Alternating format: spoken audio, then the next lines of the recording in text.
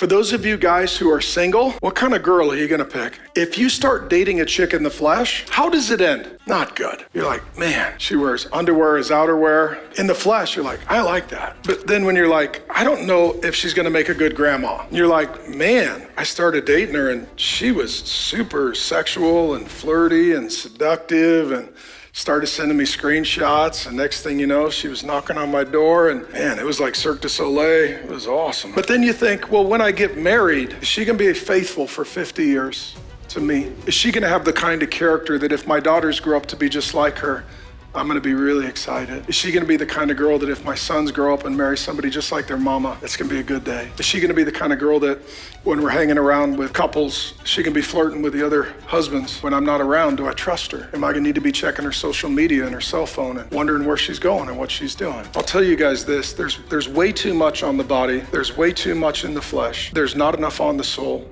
And there's not enough in the spirit. If you want to find good friends, look at the soul, look for the spirit. You want to find a good spouse, look at the soul, look for the spirit. You want to be a good human being and a good man, look at your soul and ask the Holy Spirit. If you have a wife who is in the spirit and then your home is saturated with the spirit and your children grow up in an environment of the spirit and then your children enter into an environment of the spirit, I am telling you, you will be an incredibly, richly, profoundly blessed man. There will be peace in your home. There will be joy in your home. There will be love in your home.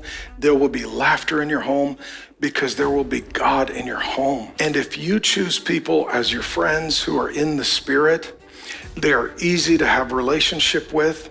You're going to encourage one another. You're going to bless one another. You're going to carry one another. You're going to encourage one another. And I am just telling you that 95% of the problems that we have in marriage and in the world would be cured if people were just living by the power of the Holy Spirit.